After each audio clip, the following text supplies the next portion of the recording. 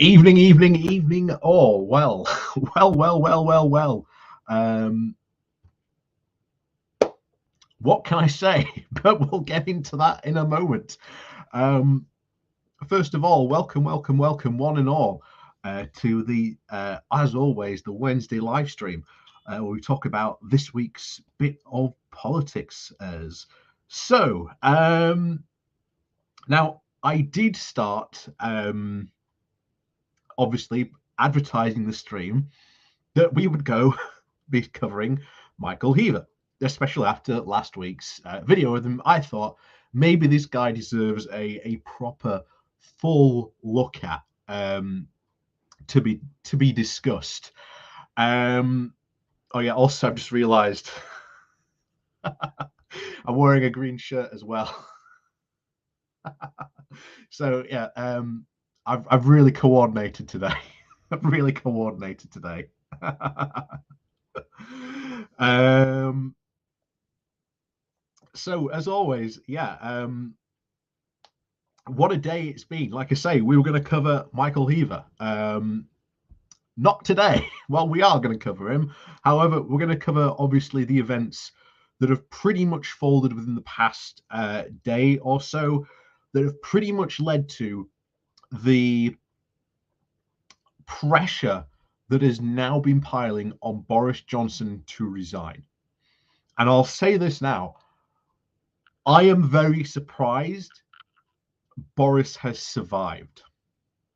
I am very surprised, because the amount of pressure that is currently on Boris Johnson is unbelievable. You have the vast majority of Tory party MPs have come out today and basically said he should go. So how on earth,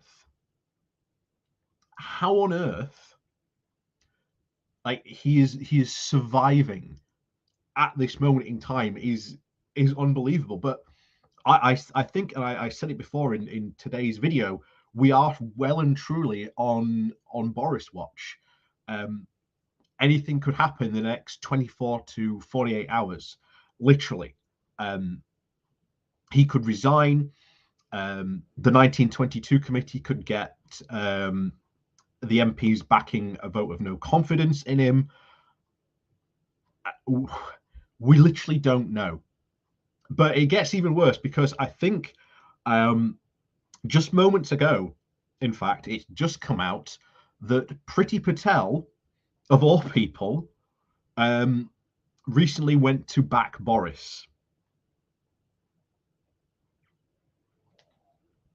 Like, when you are in such a desperate situation, when you are in such a desperate situation that you need Priti Patel to come and essentially bail you out and to essentially crack the whip to ensure party loyalty, you know that even Boris Johnson is in desperate trouble, absolutely desperate trouble. So yeah, we generally really don't know what could happen. For all I know, Boris could resign as we're doing this live. Hence why I'm keeping this up as we go through the stream. I'm just going to keep on regularly coming back to here, just to check the Guardian live stream, because it is often very quickly updated about what's going on. So we'll be going over that just quickly, just to fill you in on the people that have, shall we say, putting the boot in, shall we say, to Boris today. So he could resign this evening. Who knows? That would be quite fun if we could get that while live on the stream. Obviously, the other thing that could happen is maybe you could resign tomorrow. Maybe Johnson just gets so much pressure on him, obviously today, that he feels he can't continue.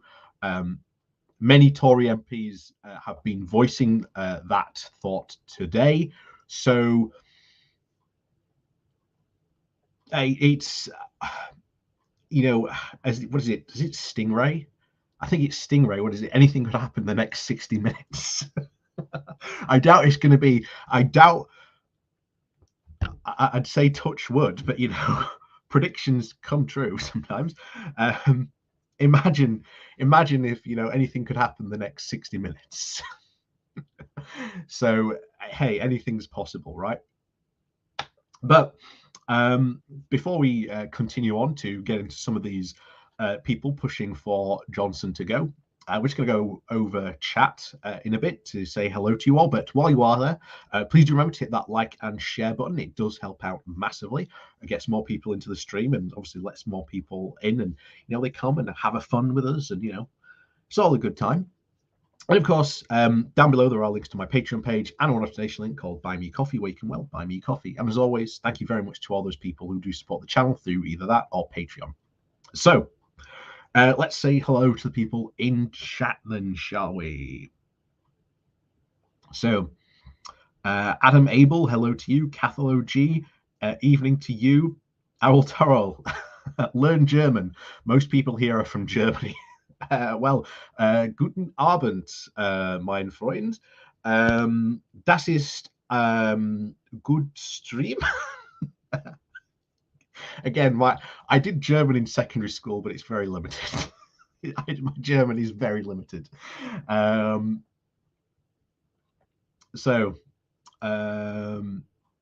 Sheen O'Neill Bud, all right, Holly, all right to you. Red Dwarf fans, I see in the chat as well. Prinny Bird, evening to you. David Walker, evening to you. John Luc Picard, evening to you. The Hitman, evening to you. 95 Swinton, evening to you. And Paz News, evening to you. So evening to everyone else who's watching us and lurking, shall we say, watching the stream. But as always, like I say, it's always fantastic to have you all here with us. So let's jump on to this. Stop it. Your German is worse, is worse than your English. Well, I did German from what, year 7 till year 11. No, I did. Sorry, no. Let's rephrase that. I did German till year 9, where I was told not to continue doing German and got the German period off because my German was that bad.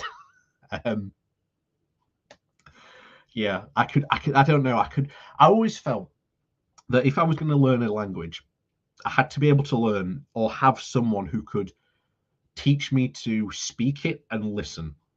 Not as we do in secondary school. In like secondary school English, it's like everything at once. And again, I think it's it might be a dyslexia thing with my type of dyslexia, that I just couldn't pick up the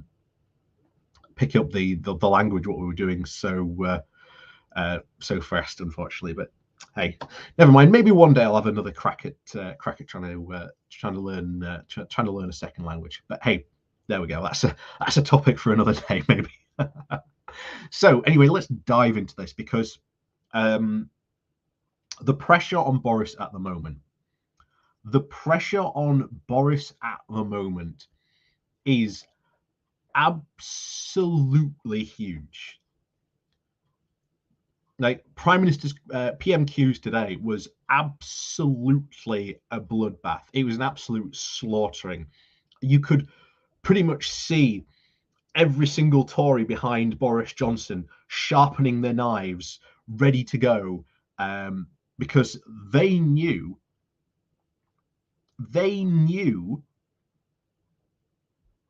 what was coming. And how like the 1922 committee didn't come out today and say, yeah, we've got the required letters, we're having a vote of no confidence. Honestly, how that did not happen today is all honesty is really, really shocking,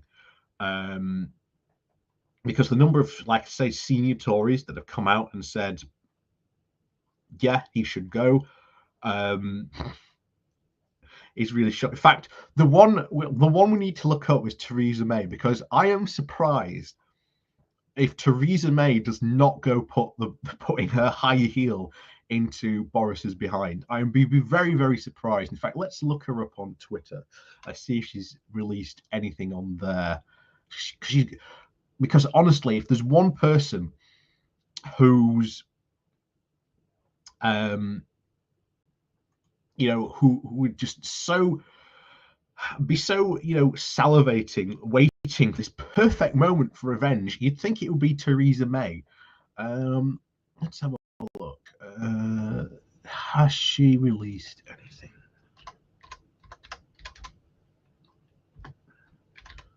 May.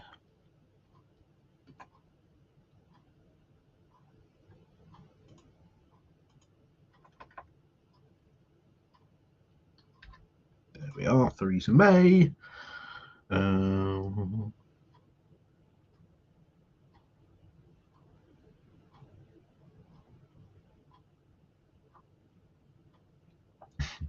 Oh yeah, sorry. One of the top. This funny thing. One of the top stories from the Express has just popped up in my Google searches for Boris Johnson. That apparently says it basically says this: Boris Johnson, remember Brexit? Fury at calls for Theresa May to return after PMQs, and that was 4 hours ago.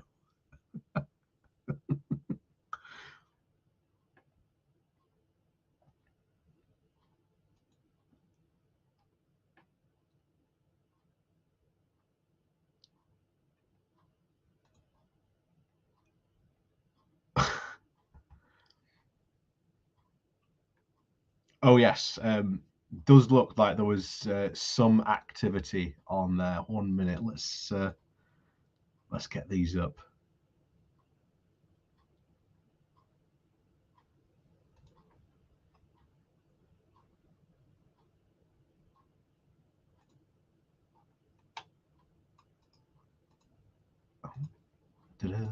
Oh.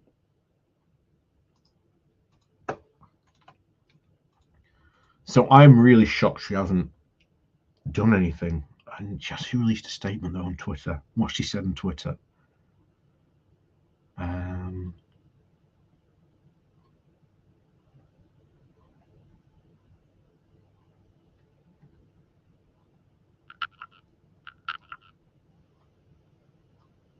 Really, she hasn't actually done anything. That's kind of shocking. I mean, I'm just going through her Twitter feed here. Hang on, let me just bring this up for you so you can see this as well.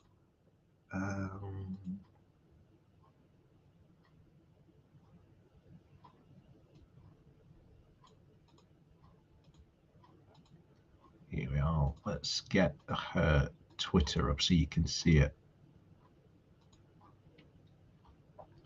So this is Theresa May's Twitter account, and I am very surprised she hasn't tweeted about this. That one person you'd have thought would have tweeted about this hasn't. Again, but she's not she doesn't seem to be a very prolific tweeter though. But again, Theresa May. So it's Theresa May. So we can't really complain though.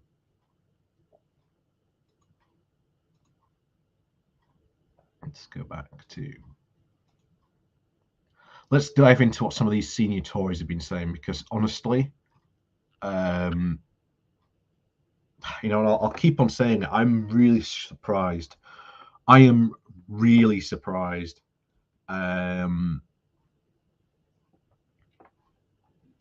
for this. I'm really surprised Boris hasn't gone. Really surprised.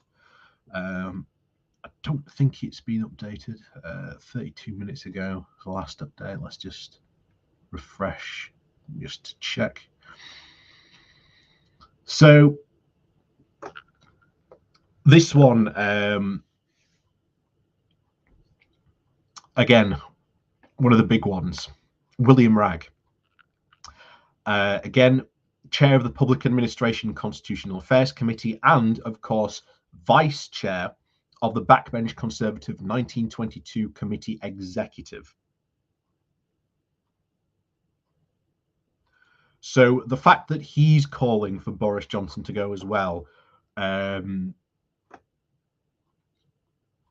is really, really, really telling about the pressure that's on. Because when you've got members, I mean, like the second guy in charge, like the second most like important guy of probably the one of the most important, like influential groups in the Conservative Party is pretty much saying, yeah, Boris, you need to go.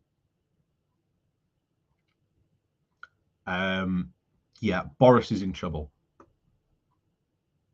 He's in a lot of trouble. Like I say, I don't know how he survives.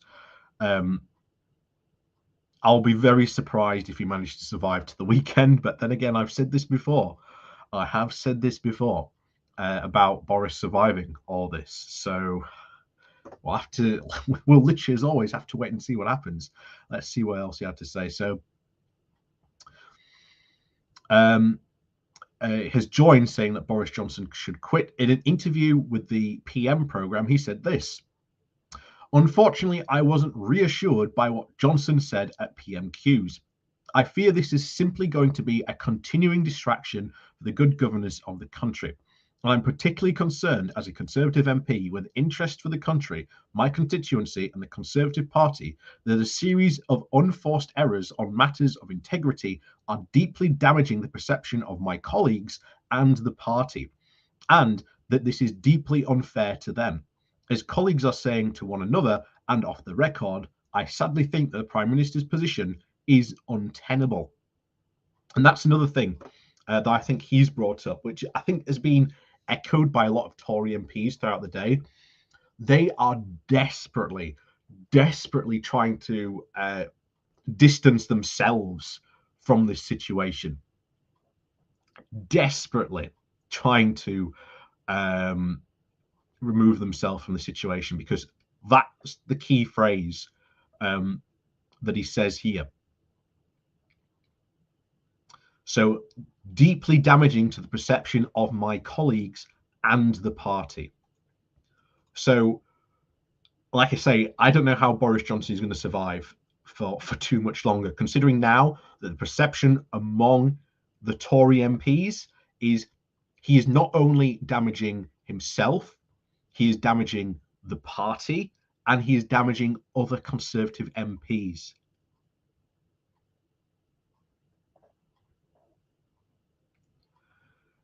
So this is really shocking. Like I say, I was literally throughout points of today, literally ready, like any minute now, the next hour he's gonna go, he's gonna resign, something's gonna set it off. He has to go. And I think if more stuff comes out about these parties, it's going to be an absolute disaster for him.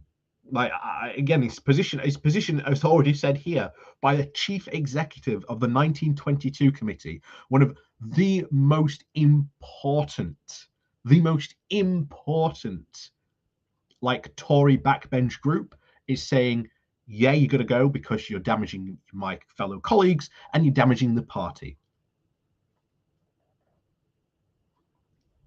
I mean, this is like getting fired from your job by like the vice president of your company. That's how it will. That's how it seems to go down at the moment. That's literally where we are. That's the level it's gotten to. But obviously they don't have that authority. They've got to wait for those letters coming in.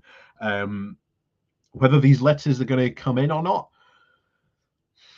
we don't know, because there's got to be someone ready to step up and take charge over Boris. And even in this situation, we have to ask that question: are either Rishi Sunak or Liz Truss ready? And I've said before, it's going to be one of those two. It's going to be a two-horse race between Liz and Rishi. That's the only two people that are essentially in any sort of form of position actually ready to try and take those reins of power. And even that could open up a very, very interesting competition, because they themselves are going to have to try and jockey and try and get all these new groupings, all these new groups that have appeared and flourished in the Conservative Party to back them. Not only that, because of course Rishi Sunak is the he's the treasurer. You've also got Liz Truss, who's the foreign secretary, who are two of the most prized possessions anyone could want. And let's face it, if Rishi wins, Liz ain't staying in the cabinet, and if Liz wins, Rishi ain't staying in the cabinet.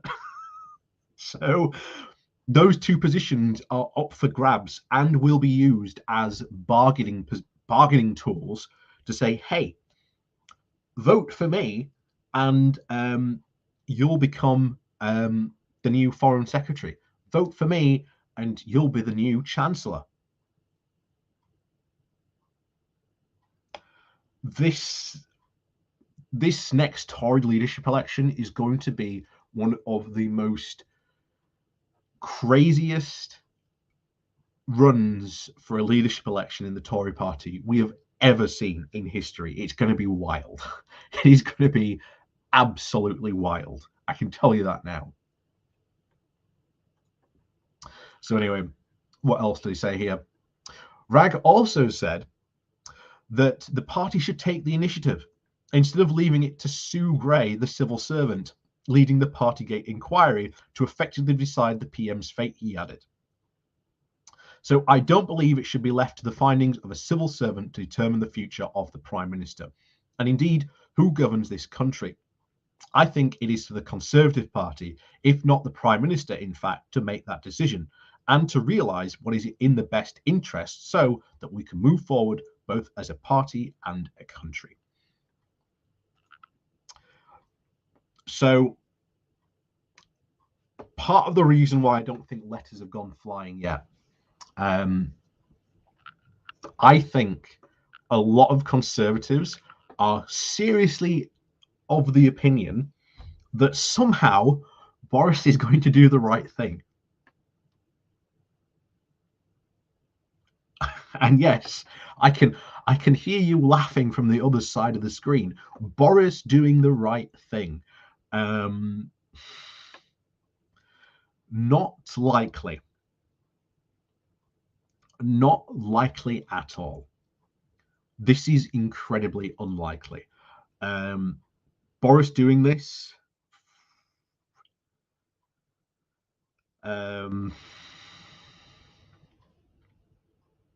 yeah, it's but I will say this, in the past when we've talked about this, about ironically this time last year, discussing about would Boris Johnson go or not, I always said Boris would rather walk than be pushed. He wants to preserve his own political legacy, and if he walks, then he can go out and say, look, I got Brexit done, I achieved what I wanted to as Prime Minister, you know, look at how good Prime Minister I was, I got Brexit done, even though he didn't at all. And you are right, Adam, there. Yeah, that is true. Boris will only do the right thing only if it serves him. You are true there. And I'll say this now, him resigning by himself, which definitely appears to, I think, what a lot of Tory MPs are seriously waiting for, because I think they've just come to the point now where they're just like, look, Boris, just go, or if not, we'll have to push you. And I think that is what we can see the threat here clearly was. You know, saying he thinks he's up to the Conservative Party, if not the Prime Minister, in fact, to make that decision.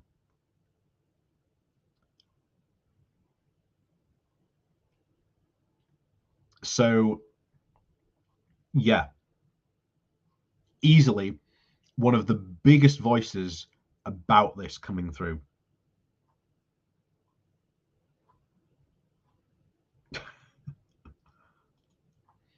That's very true. He's going to get the push like this Colston statue. Well, I wouldn't put it beyond the Tories to do that. That's very true. And then Ratmash here, yeah. How long before he ends up in the House of Lords? To be honest, given what Boris has done here, do the Tories seriously want to put him in the House of Lords? Like, seriously, do the Tories seriously want to put Boris Johnson in the House of Lords, given all this stuff, all the scandals that have gone on? I seriously do not think that they will. But yeah, put it this way: if you've ever seen how the House of Commons is built, there is we've seen in the past, like the party plaza.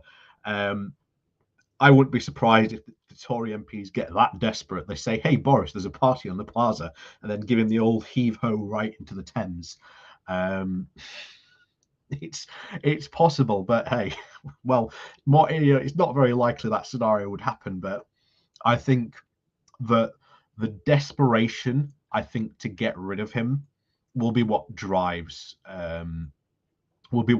this.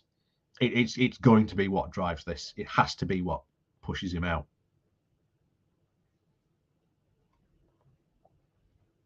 So this one, just from looks like a bit piece of an article here. So we finally got some kind of explanation from the Prime Minister for his boozy parties at Downing Street.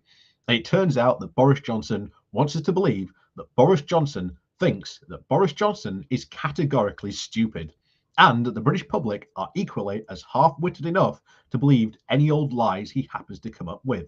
There's just one problem with this. Boris may be dim, but he's not that dim, and the rest of us have long since learned to see through his mendacity. This was the Prime Minister's question at which Johnson finally ran out of road. An outright denial that he'd been at a party on the 20th of May 2020 would no longer keep him out of trouble, as there was no anecdotal evidence that he was there. So all that was left for him to do was to come up with the best possible excuse and hope it would buy off a few of the more gullible Tory MPs. Only the best possible excuse turned out to be a total crock of shit. Very, very true. I think the excuse Johnson gave here, and what has been perceived from especially the public outcry on Twitter while I was following it along this afternoon, no one believes that that was a very sincere apology. There are a lot of people out there who I think today are absolutely livid with Johnson, and I can't blame them. All these things that have gone on, if you've lost a family member or other reasons, like, you couldn't see a family member through all this, there's a lot of angry people tonight in this country, and I think that will be very, very much be seen tomorrow. I mean, if Boris isn't gone by tomorrow morning, the papers are going to have him tomorrow. The front papers of tomorrow's papers are going to be all out for Boris tomorrow. There isn't a single one that is going to be pro Boris.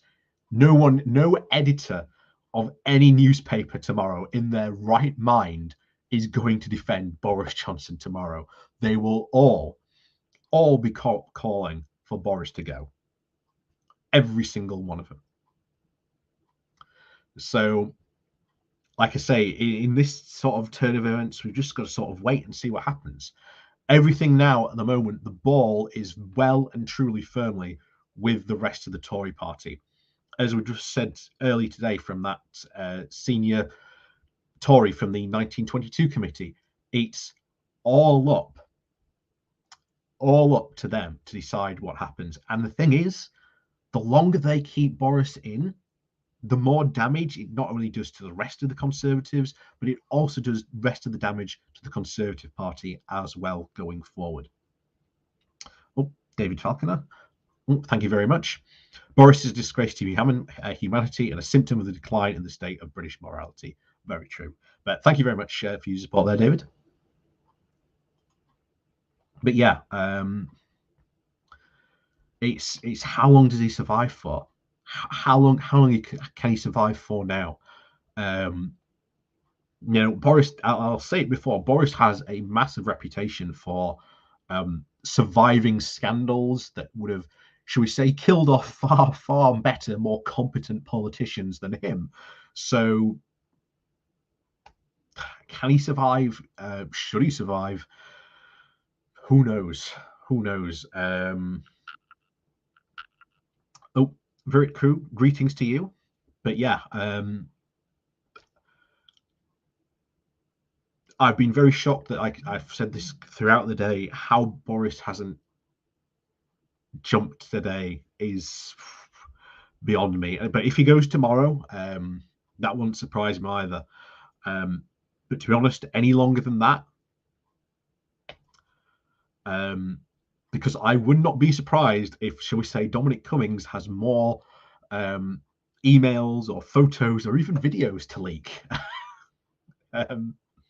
Would not be surprised, because to me, seeing all those leaks that came out for the bring your own booze emails, those seem to have Dominic Cummings' fingerprint all over them. It seems to me he was the one behind that leak.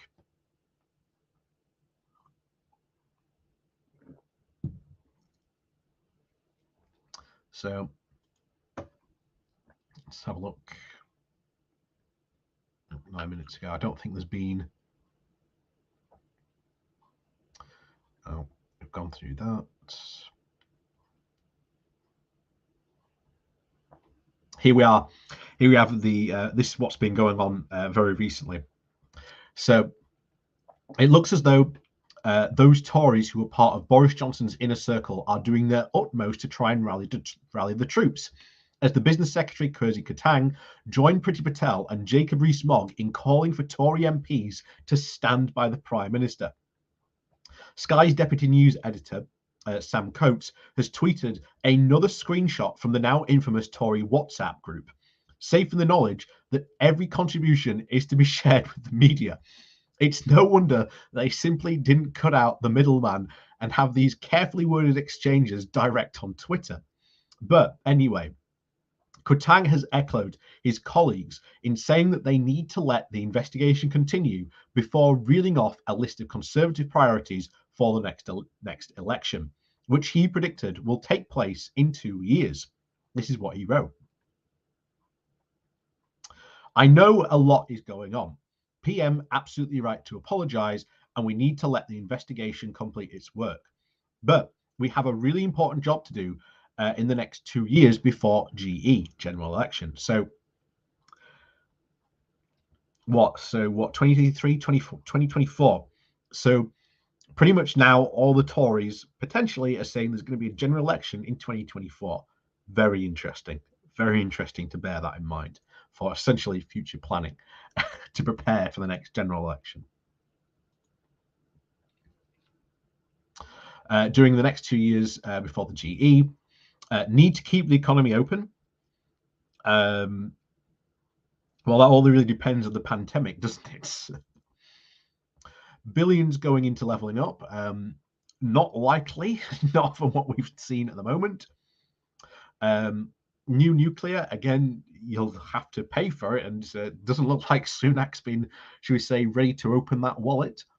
And of course, here's the classic one: Brexit opportunities to grasp and cutting burdens facing businesses, top priorities. All these Brexit opportunities and the burdens that you've put on business have been because of Brexit. There was an interesting, I think, what was it now? Was it the Yorkshire Post, I think, commenting from a company, basically saying, what was this all for? Like, what was Brexit all for?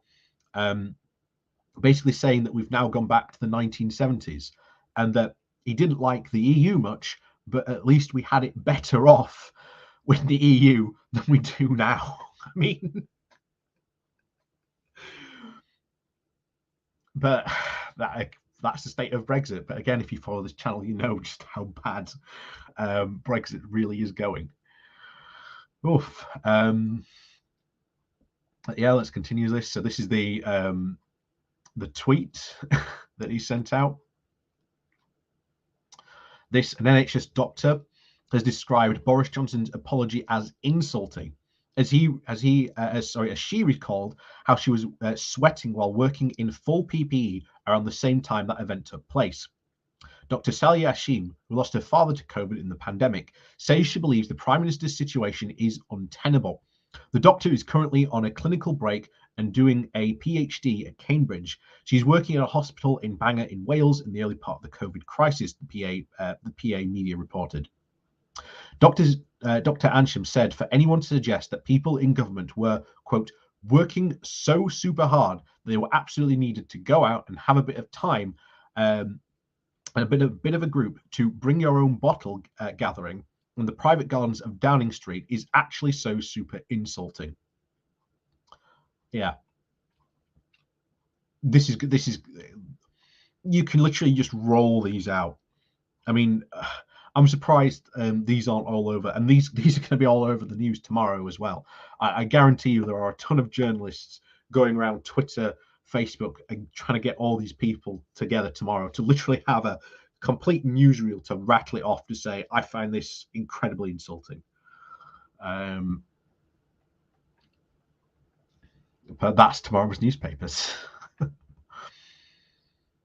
Oh, here we have another one.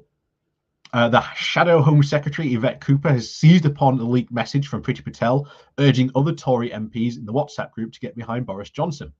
But she reminded the Home Secretary of her own words last year when she urged people to call the police to report their neighbours holding parties during lockdown.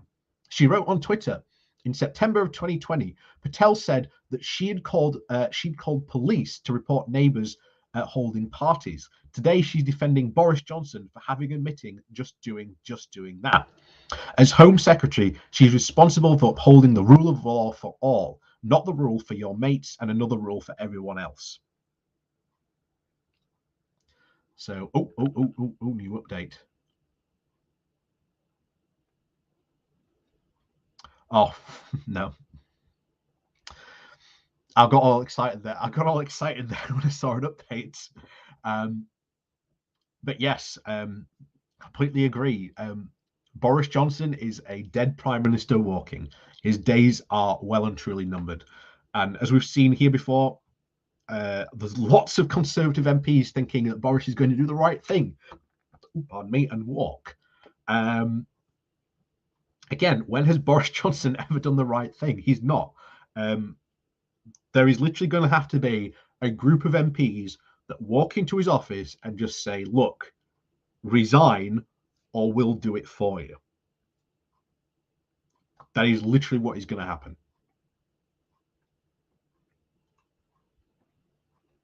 So where were we? Yvette Cooper, there you are, Yvette Cooper. So yeah, good on Yvette Cooper for pulling that up on Priti Patel. So this is what Jacob Rees-Mogg went into to the defence of Johnson. So the Commons leader, Jacob Rees-Mogg, has unsurprisingly leapt to the defence of Johnson, telling Radio Times this: I think the Prime Minister has got things right again and again and again. But like us all, he accepts that during a 2.5-year period where there will be things that with hindsight we would have been done differently. It's not the case of hindsight and that they should have done things differently. It's the fact that during the time that party happened, the rules were clearly in place. The rules were in place. He knew what they were. He'd been out on television. You know, that during that period, Boris Johnson was practically doing a live briefing almost every evening. So how is that reflecting in hindsight? He would have done things differently. Yeah, Jacob Rees-Mogg there, winning for worst Captain Hindsight award ever, I think there. So he dismissed the opinion polls, suggesting that Johnson should resign, and said that Tory MPs who have called for the PM to go were people who were always unhappy, he said. These are people who are never really happy and never really supported the Prime Minister. Two of the ones you mentioned have always been quite strongly opposed to him, and therefore you would expect them to be relatively grumpy, so that's not surprising. I think they are fundamentally mistaken, and they are misjudging where we are and what the Prime Minister has succeeded in doing. However, many Conservatives appear to have turned on the Prime Minister. For example, the Outer York MP Julie Sturdy, again, a Red Wall MP, one of the people from the Northern Research Group, although not a Red Wall MP, because I think Outer York's always pretty much been very, very strong Tory from at least from what I remember. I'm sure someone will tell me otherwise, but I don't think she took her seat during 2019 general election. But anyway, we'll see what she had to write in the Yorkshire Post today. The fact is that at a time when people were not allowed to attend a funeral of their loved ones or comfort their dying relatives, when fines were being issued for people meeting for a coffee in the park, Downing Street should not have been holding social events of any sort. I share the frustration and disappointment of many of my constituencies who have contacted me over this, and I had assured them that I will make this known in holding the Prime Minister to account. Again, Andrew Sparrow. This is from my colleague, Stephen Carell. He says there is more than 60% of Tory MSPs who are now calling for Johnson's resignation. So this is the Scottish Tories. The Scottish Tories have been, from like just a couple of hours ago, I think they've all unanimously at this point spoken up and said, hey, Johnson needs to go. This is the Scottish Tories who are doing this. So that's, again, yet more pressure on Johnson to go. Not even Theresa May had this. Oh, there's been an update. Let's see what it is.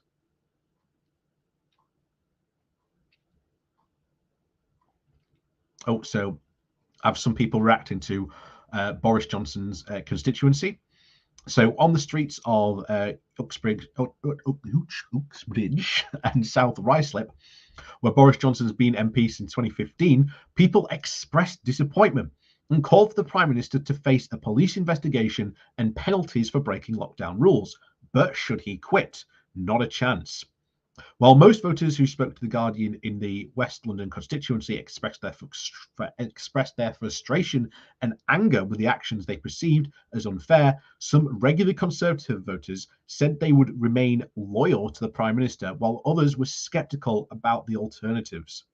Again, this is the big situation at the moment. While Boris Johnson is probably hanging from a thread, there is no safety net of the next Tory MP to catch and take over. Like I say, the alternatives are Liz Truss and Rishi Sunak. And at the moment, they are quite unpopular within the party. So needless to say, this is indeed quite interesting. In fact, I might just, I don't know if we can rename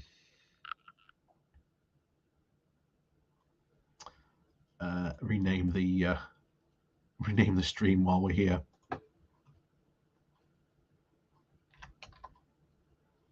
But no, I'll tell you what, we will cover some Michael Heaver.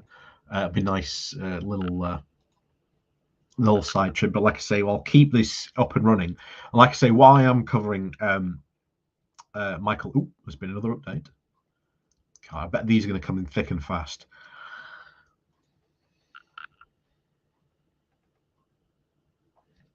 So MPs and lead opposition calling for Boris Johnson to resign. Speculation about who might take over is rife. Names being discussed include, of course, Rishi Sunak and Liz Truss, Priti Patel, God help us, and of course, Jeremy Hunt. My colleague Heather Stewart has considered some of the potential runners and riders should the Prime Minister resign or be forced out. Again, very, very interesting. So I'm going to keep this open because there seems to be, again, still a lot of activity around this. And even though we've almost, we've still been going for quite an hour. Tell you what, let's cover some Michael Heaver, because believe it or not, he has a take on Boris Johnson. So let me share audio, because he has a take on Boris Johnson as well. So I am just going to keep on periodically checking, of course, for the on that tracker, just to make sure and keep us in the loop, because who knows, maybe in the next 20 minutes Boris Johnson might actually resign, which again would be fantastic to see, but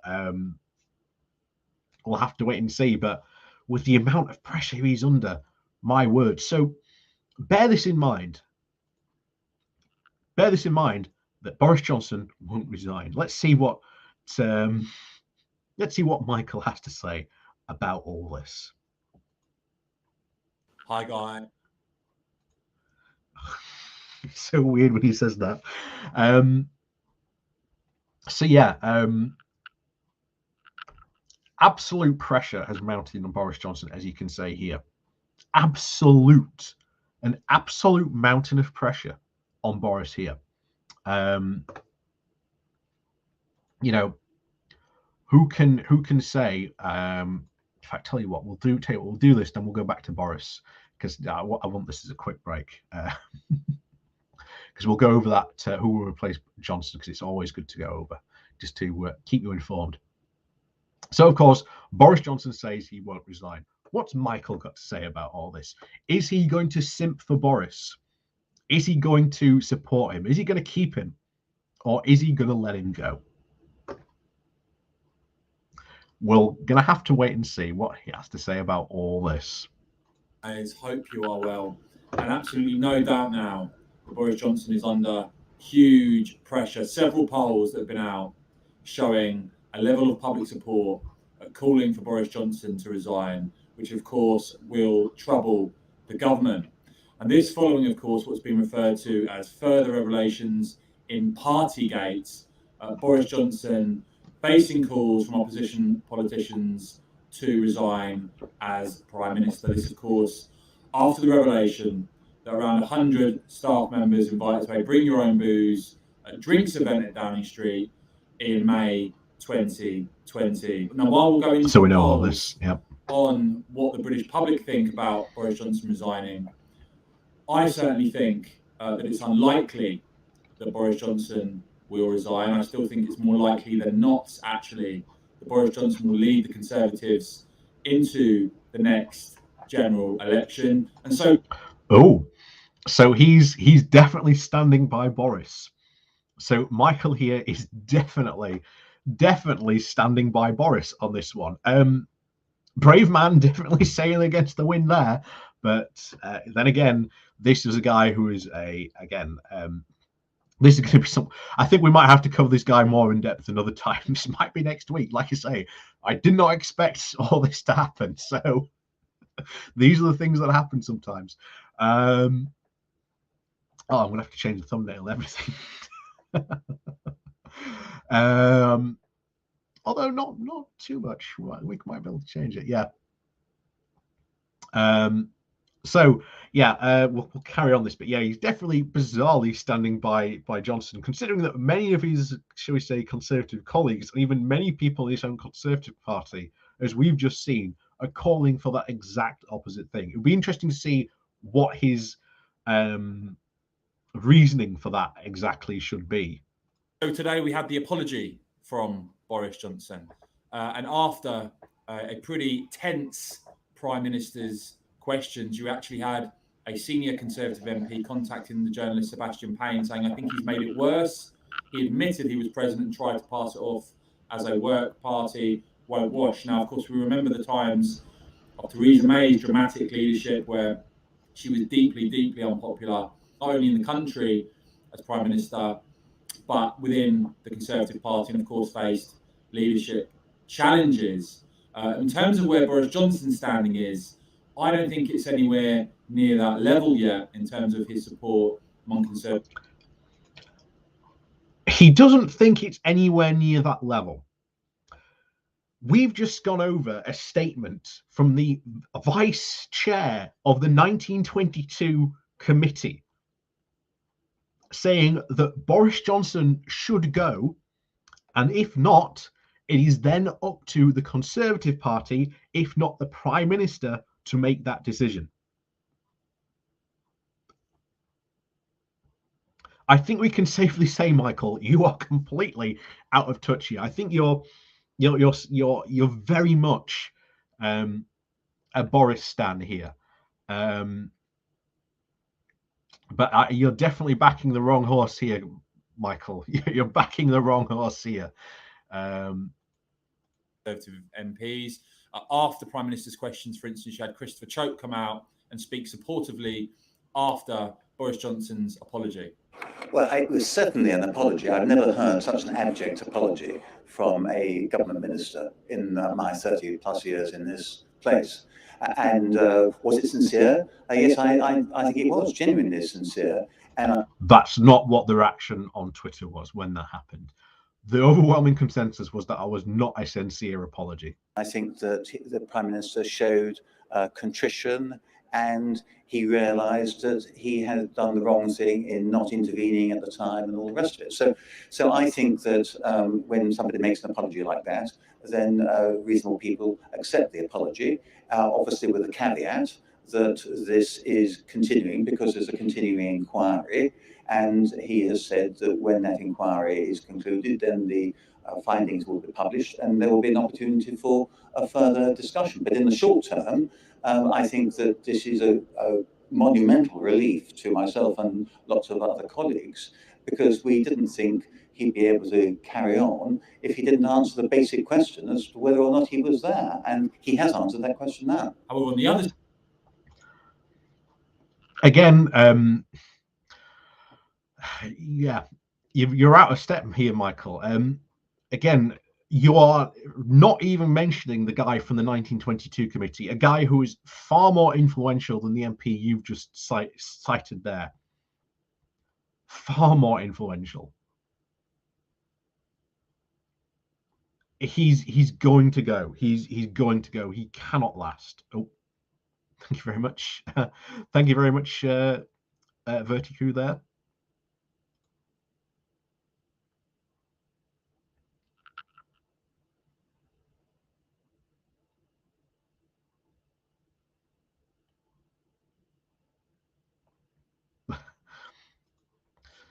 So why is it that the wine party is the one thing people have managed to get so het up about? Sometimes it looks like notes will stick until he kills someone. The whole point of this, my friend, I'm guessing you're an American. The whole point of this is that we were in lockdown when this happened. Lockdown was meant to be for everyone. There were rules that we all had to follow.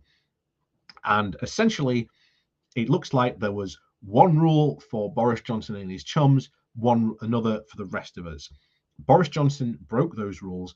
He was the prime minister of this country, and as a prime minister and as someone of that at least level of caliber, you are meant to be setting an example to the rest of the country. Boris Johnson failed in one of the most serious pandemic and public health issues of our time.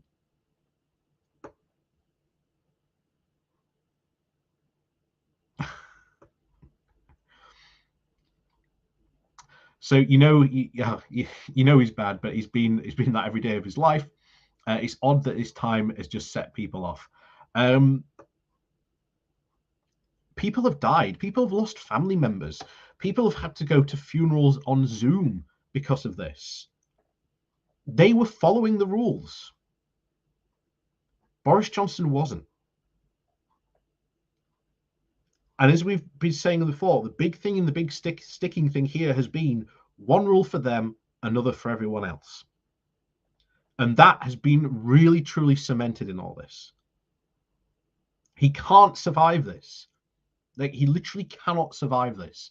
And again, I'm so confused why, like, Michael here is deciding to back Boris over this, because if Boris Johnson somehow survives, this doesn't go.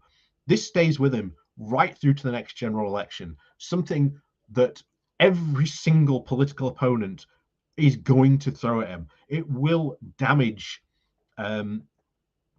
will damage, as we heard from earlier, another Conservative MP. Not only will it damage other Conservatives, but it will also damage the party itself. Boris Johnson right now is currently destroying the Tory party, and the longer he remains, the more damage he will do. And quite frankly, the fact that you have so many Conservative MPs coming out and saying, yeah, Boris's position is now untenable. He's gonna go. He's literally no longer a house of cards anymore. He's literally holding onto the ledge by his little finger. That is literally how much he's holding on to this. He cannot survive much longer. And like I say, I'm surprised he hasn't gone yet. But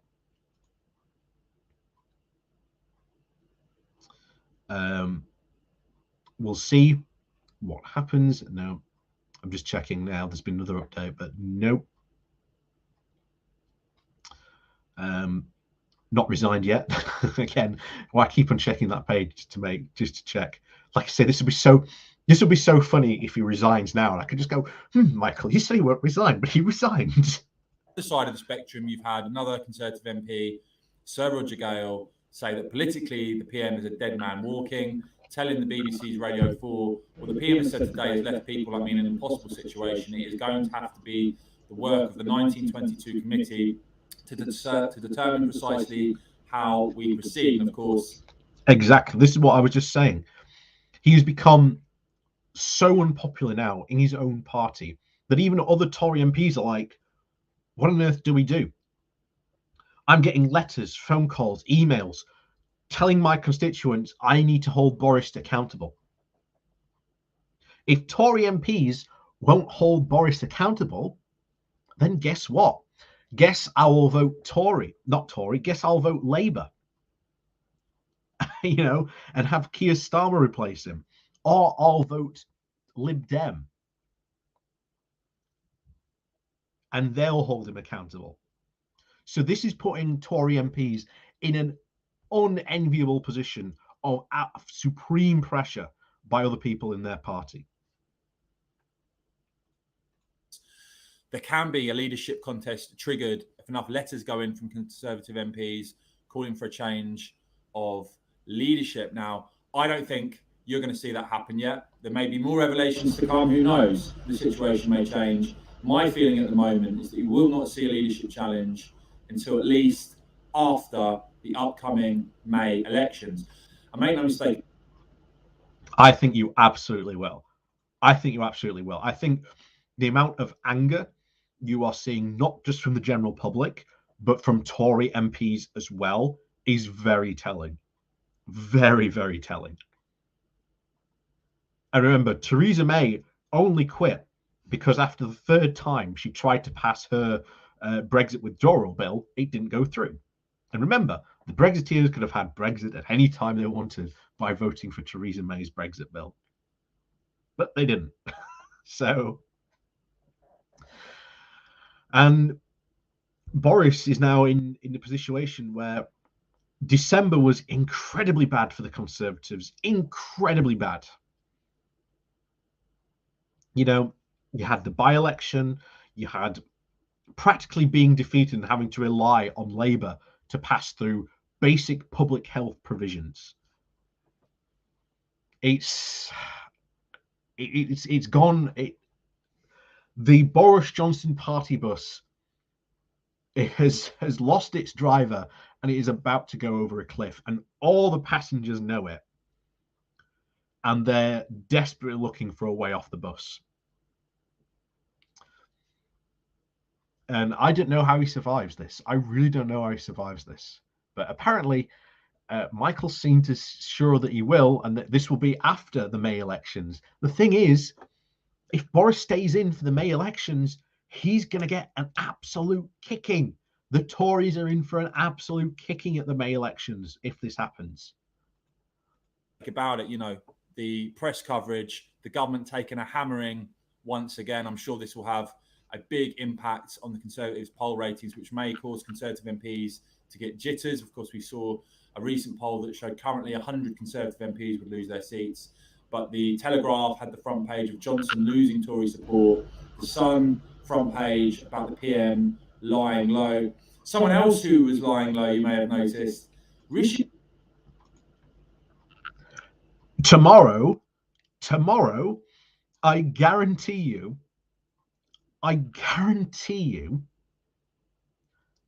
the papers tomorrow are going to be calling for Boris's head. You've mentioned the Telegraph and the Sun tomorrow. I guarantee the Sun will. The Sun will be absolutely calling for Boris's head.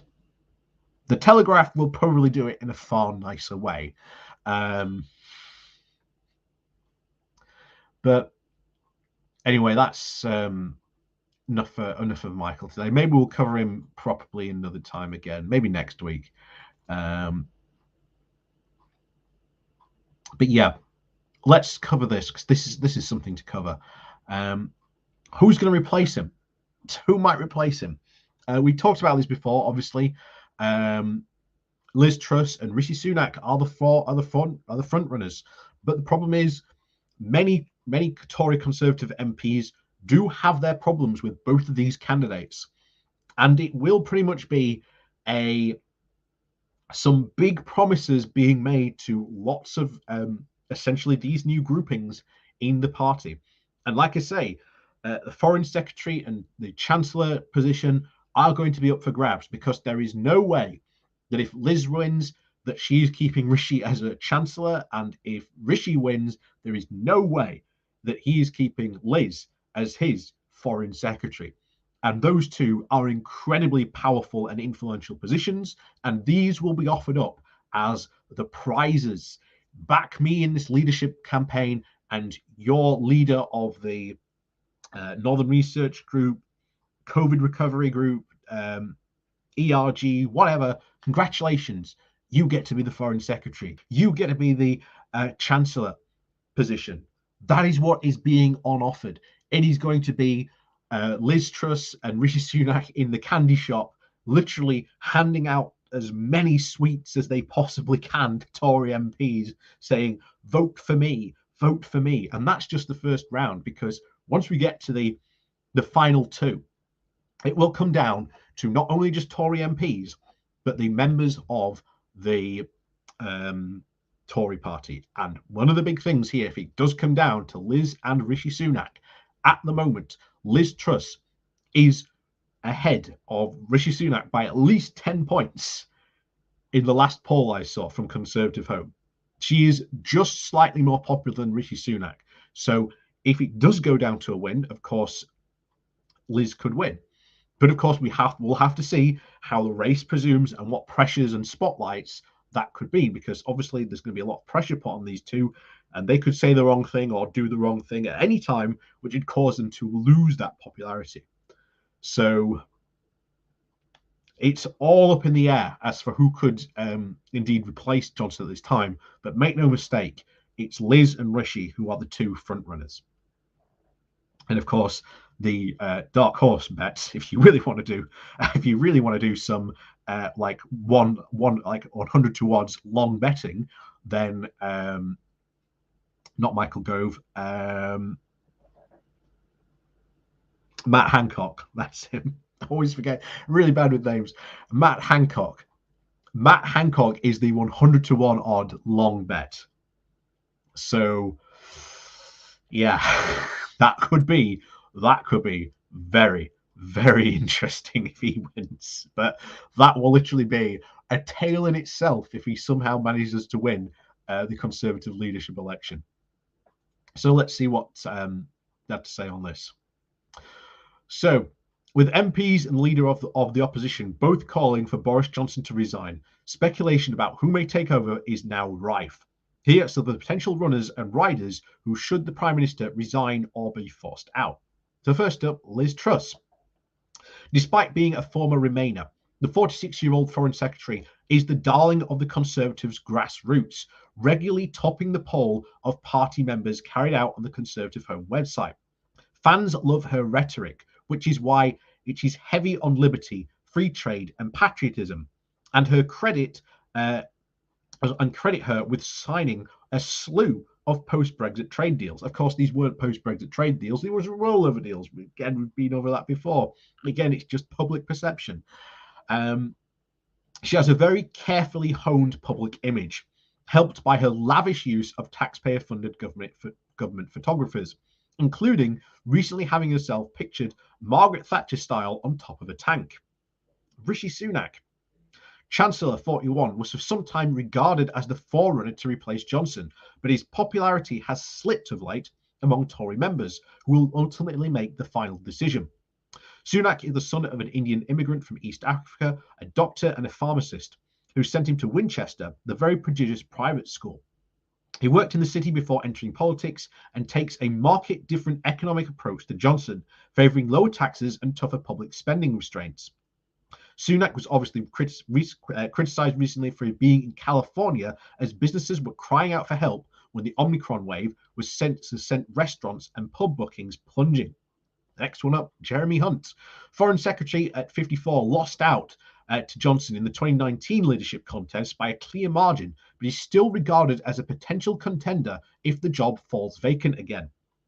Returned to the backbenchers by Johnson, he has been scrupulously loyal, using his experience as the former Health Secretary to chair the Health Select Committee, with the Southwest Surrey constituency among those being targeted by the Liberal Democrats, who believe the traditional Tory blue wall voters are turned off by Johnson's rule-breaking. By contrast, Hunt will be regarded as a safe pair of hands, though some colleagues fear his lack of political pizzazz.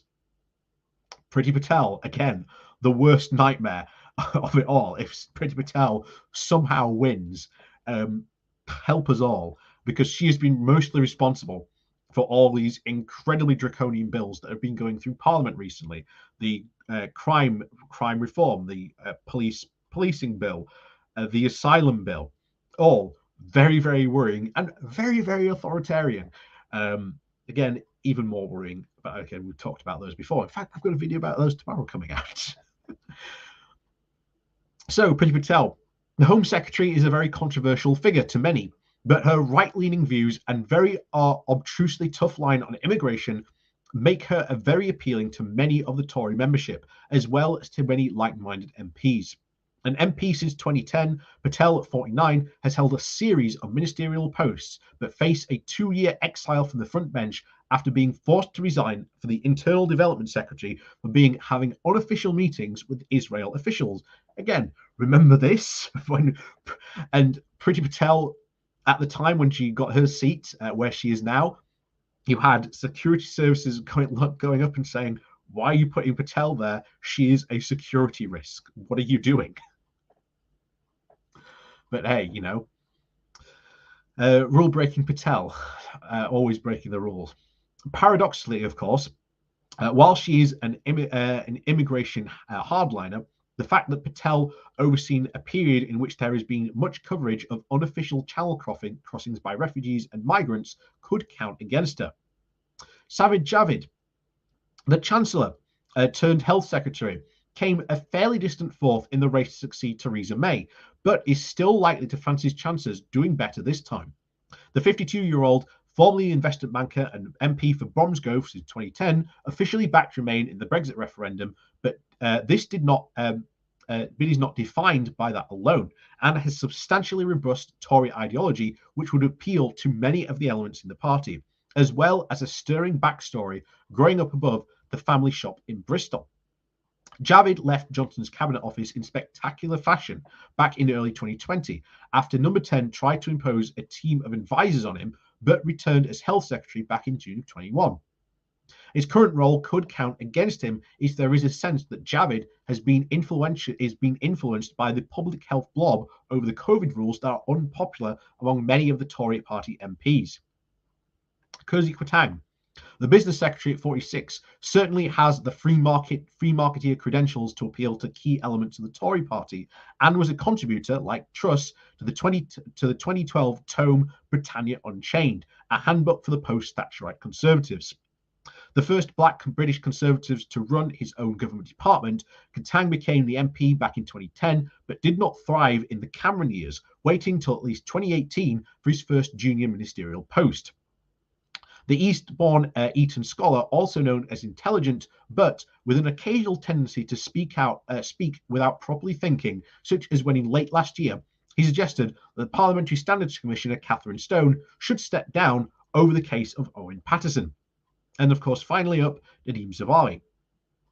While his recent job as Education Secretary in Zaveri's first department cabinet leading role, his prominence and popularity shot up during this year, and a long stint for ministers for vaccines, overseeing probably the most successful project of the Johnson era. The MP for Stratford-on-Avon since 2010, Zaveri, 54, has backed perhaps most compellingly even than Javid. Born in Baghdad, he and his Kurdish family fled Saddam Hussein's rule when he was 9, and Zaveri went on to have a private education in London.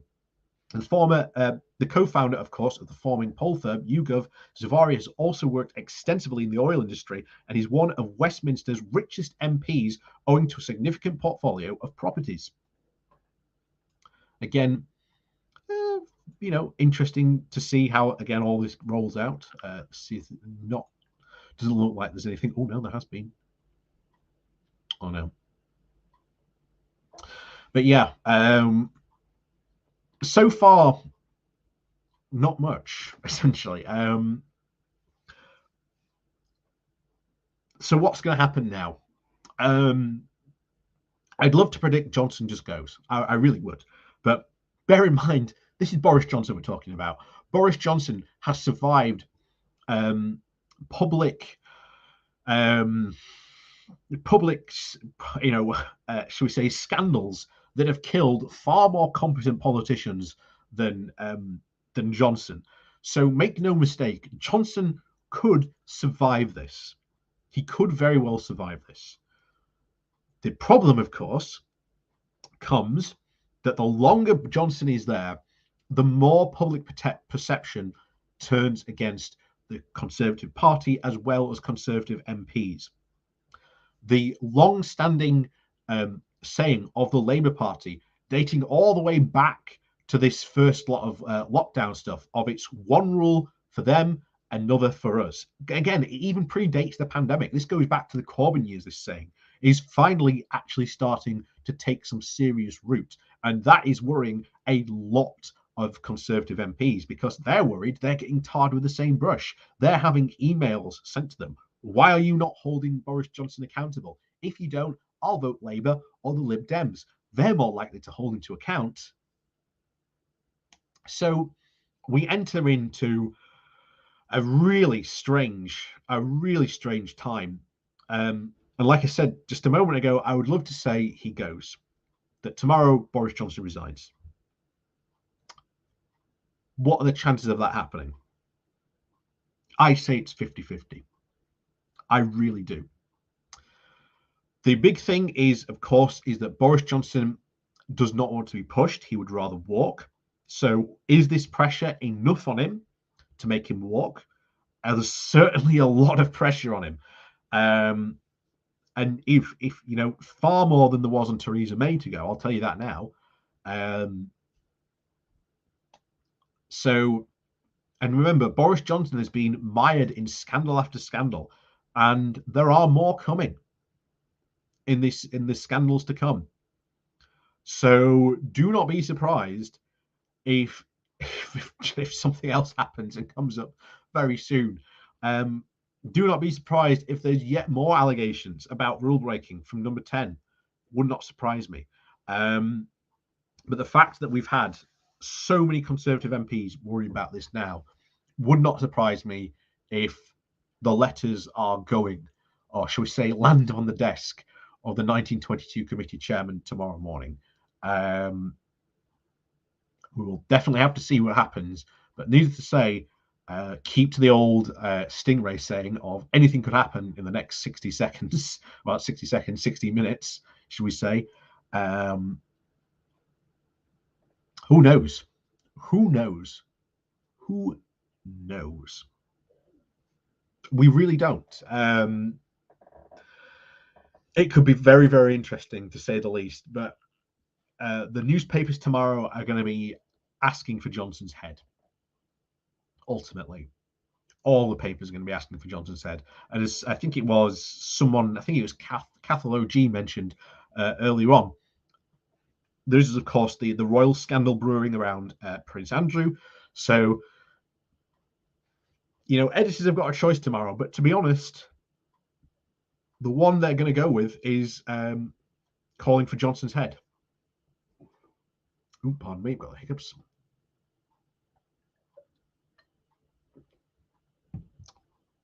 So they're going to be calling for him tomorrow. They're going to be absolutely calling for his head. Absolutely. But of course, we'll have to see. And maybe, of course, again, if you would like to say join me on Saturday morning for the Good Morning Walk, that normally happens, should be 8 o'clock, maybe between that and 8:30, I don't know. But yes, the Good Morning Walk on Saturdays, no doubt we will be covering this yet again to see what happens, because anything could happen. Anything could happen. But yeah, we don't know. For the fact that Johnson is still there, and like I say, I was fully expecting for him to go. I was fully expecting Johnson to go here, but he hasn't. He's stayed very much so far in his position. I think his authority is all but gone in the party, and an authorityless MP, PM, shall we say, why are these Tories going to listen to him anymore? Why are they going to back his plans? Why are they going to back his vision? I think you're going to see far more open rebellions if Johnson does stay.